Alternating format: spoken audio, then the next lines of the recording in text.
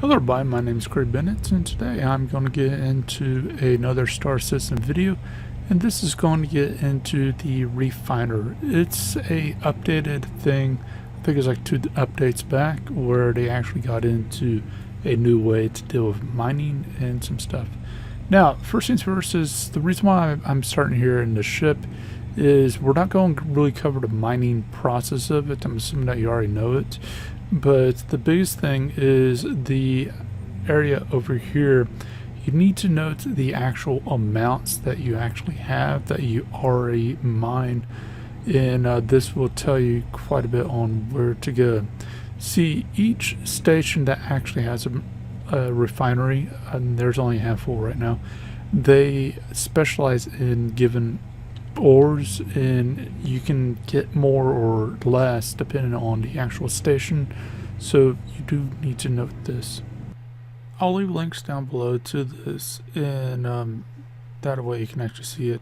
Note that these things may change over time, most likely will change over time, but as we can see here, we have several different stations, ARC L1, Crew L1, Hearst, and whatever, and go down the line, and you can see that some stations, like say for example if you have Quantinium, then you don't want to bring it to L1, but you might want to bring it to either this one or that one, depending on things. Of course, you know, with that one being, it can blow up, you know, I would recommend just going with whatever that's closest. But if it can't blow up, then I honestly would just say go with whatever the percentage is best. Note, it is worth noting, like with this particular chart at this time, the prices on here may not reflect accurately, but normally the higher up on this chart, the better the price is. So when you're mining, you know, just keep that one in mind. But also keep in mind that, say, for example, if you have, say, a couple grains of this and a lot of something down here, but this one's going to be a really big money maker, then go for trying to figure out the best station to make you the most amount of money. Now, that can be actually quite difficult into itself, so this is where this particular one comes in play. And you simply just put in whatever on the thing, and as far as whatever that's in your ship, and it gives a best return area based on what you told it. And then from here, we're going to talk about the method later, but this is basically the best way I've found to actually figuring out where to go.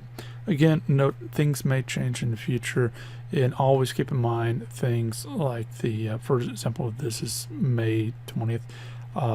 You know, keep in mind those type of things when it was last updated, and also to keep in mind that there might be better things that come along. All this is user made, not actual made from Star System itself, so there could be better things that come along, more updated, and so on. Now, as we go through this long ride, and by the way, you get a refinery, just find the elevators, and I'm assuming that you already know where it is.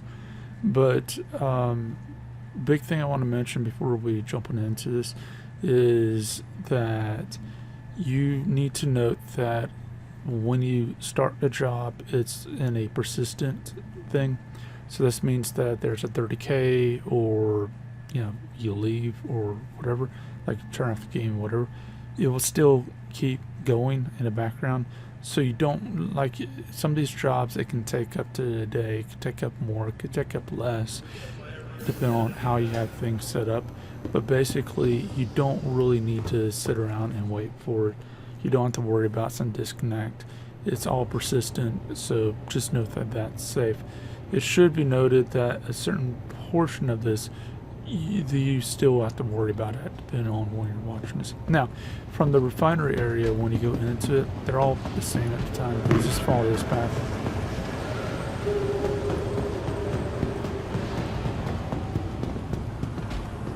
Now, as far as this bottom area here, if you don't have mining I see. equipment, you can get lasers here. You can get the actual rentables here, Back again, I see. Well, and so on. hi. So you Just can have get back. things. This bottom area, the top area. If you go here, you can sell the ores directly. Note the prices are not that good. So notes that I can get basically double that by actually refining it. So if we go to the actual refiner itself, give it a second or two. So it tells you here if you got a job already going or had one going, it will actually tell you how many is in process, how many is complete, and so on. So if you begin here, notes that there's 3 slots. So you won't see, you'll see just basically 1 slot for a thing, but as you fill it out, you can only do a maximum of 3 orders. But first things first is we need to actually select where we have the ores and set up the order. Now, as of at this time, it's recommended that you go ahead and refine See anything everything. you like? Anything you don't refine, it will automatically be discarded, so you cannot recover it. So say for example, if I wanted to refine everything besides this one, I automatically lose it. There's no reason for me to not refine it. I imagine this will change in the future, otherwise why did Feel they free to got take a look around. We've got a this pretty good function? Now, as far as what we need to do next is we need to select the actual method. So I highly recommend just going through, get a quote, go back and forth type of situation. And for example, if you go here, you got an hour, but cost is 778. And if we go up, as you see here, 31 minutes, but the cost is significantly more. Now, the cost does actually change depending on the current capacity, and also it does change on certain other things. There is a rumor that the amount of inert materials you have can change the price on stuff, so note that there's no confirmation on it one way or another, but a lot of people are thinking that actually does play a role. Now, I highly suggest that you go through this because basically what you have here is you got quality, fast, and cheap, the price. So each one of these, they're going to give you a little bit different. So what you're everything all right? looking for is the yield value. So for example, if I go for this, and by the way, if you use this method, you automatically lose about 30% of your materials that you would begin. So I wouldn't recommend it, and just sell the ore because honestly you're better off doing that if you're using this particular method. But you see here that it is a low yield, whereas if we go to one of these others, we can actually see that the yield jumps up. And sorry about that. Let me log back in. So let's go ahead and select everything again. And let's try this. And we can see that this is going to take a day and something, but the actual amount is significantly more. So 147, 1,400. So basically I lose about 400 units of that. So that's fairly important to note. And with here, if we take a look at the calculator again and put in the proper numbers, since that does actually give you the proper numbers, well, what we can see here is that the you have, each one has a feed, as you know, and you got amount of yield, the speed, or price. So basically, the more price you want to put into it, the you can get higher quality, or you can get and you can get speed. You want it to be slow and cheap. You're basically going to have to pick 2 things and just not worry about the other.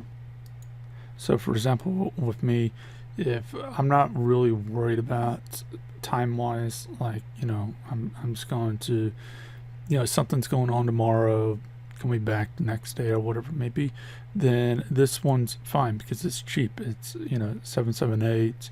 It's the max gain 2,773 gain for that, and basically I just had to wait it out on that. Now that might not seem like a good deal, especially since bounties and stuff like that, you can get that in no time. And yes, that is true, but note that you can actually stack these things up. So basically you can have for this 3 different actual things running at a given time. And again, like I'm saying, if you go out mining, refine, go out mining some more, refine, and go out mining again and refine, you can actually stack them all up, and that way you can actually have a decent pay. And depending on how quick you get, so let's just say that we went for the max pay on this, you're looking at about 83,000, so almost 100,000 in it. And depending on how you actually go about things, is you can actually make a lot more than this.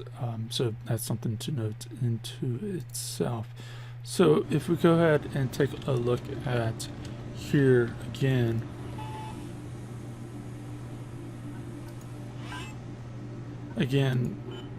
we have 3 different slots and whatnot, and let's just start this particular order.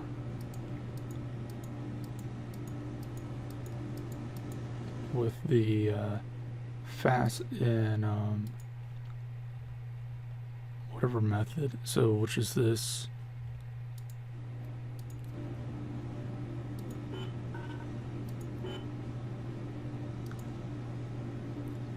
Yeah, pretty simple.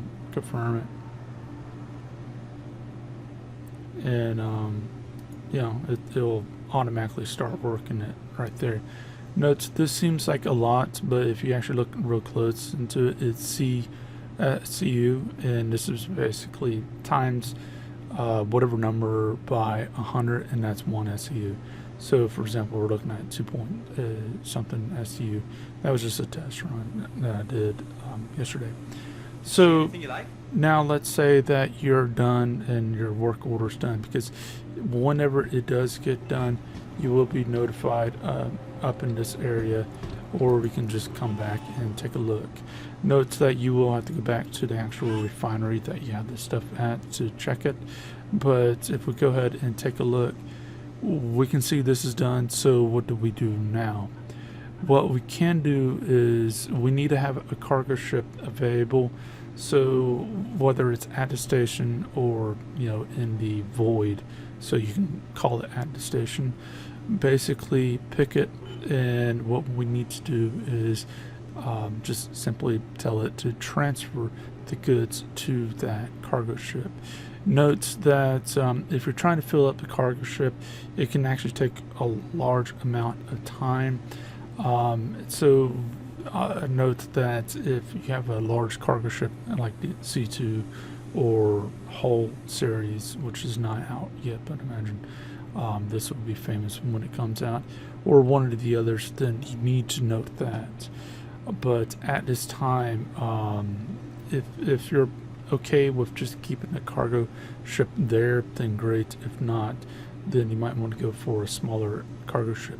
If you do not have a cargo ship, the area downstairs actually has a place where you can rent a cargo ship pretty cheap for either a day or a week, and just do like 20 minutes of bounty hunting, and you're going to be able to afford it as far as the actual rentable.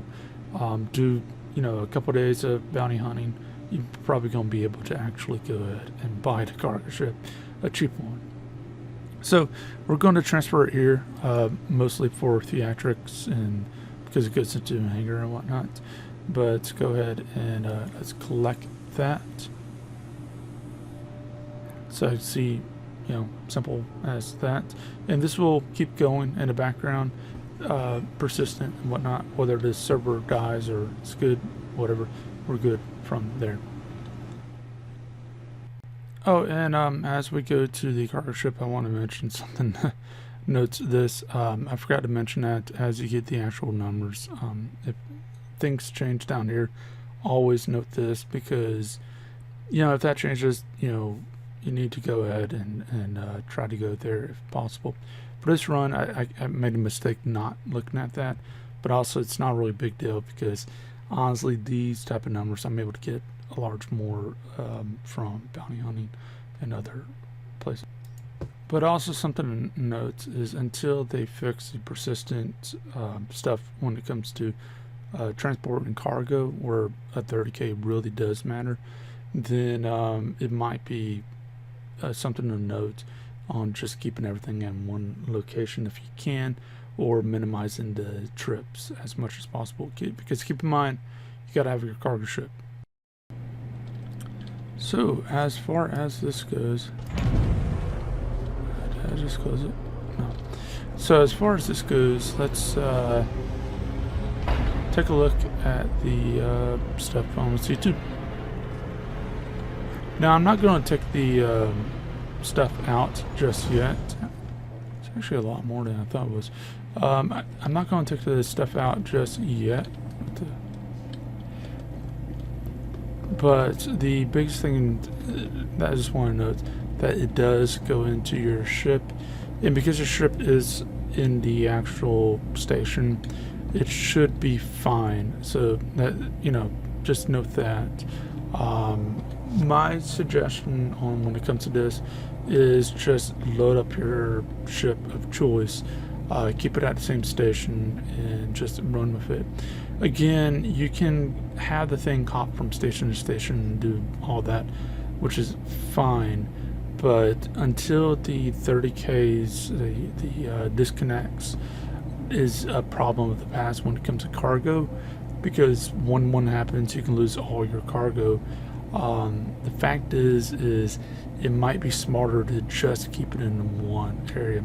Or if you're going to do that, go station to station, is to go ahead and sell it as you go. And that way, if a 30K happens, then a smaller chunk gets hit. So that's something to note.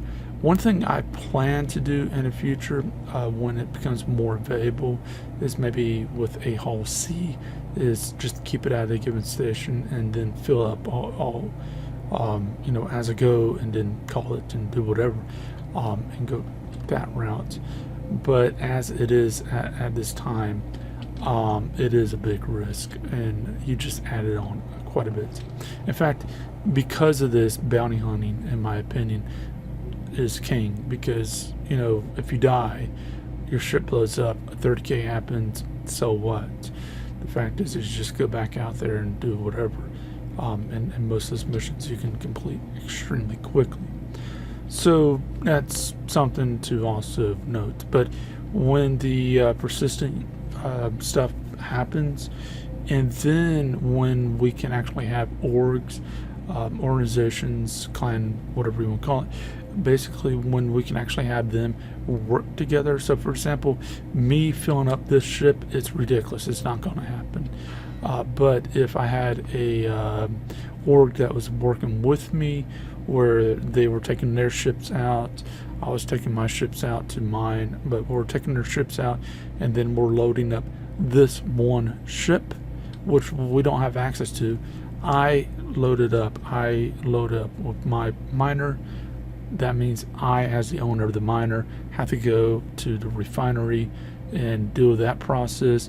And because, since I was the owner of the miner and I am the owner of the contracts, I'm also having to use my cargo ships in order to do it.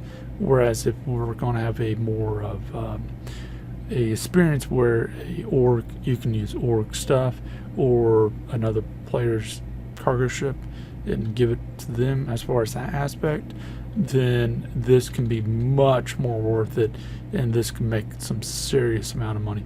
But doing it on your own at this time, in my opinion, this is not really a viable way to make a lot of money in Star Citizen. But it is neat. It is very neat, and to see how it goes, and we'll see what happens as time goes. Anyways, hopefully this helped you out in understanding this. and hopefully that you can make a little bit of money onto it. But you know, if you don't have like a fighter ship, or you don't really like fighting, then you know this is a good method to making a little bit of money. But anyways, as far as that goes, if this is up to you, then feel free to leave a like, subscribe, share, and I'll see you next video. Hope you have a great day.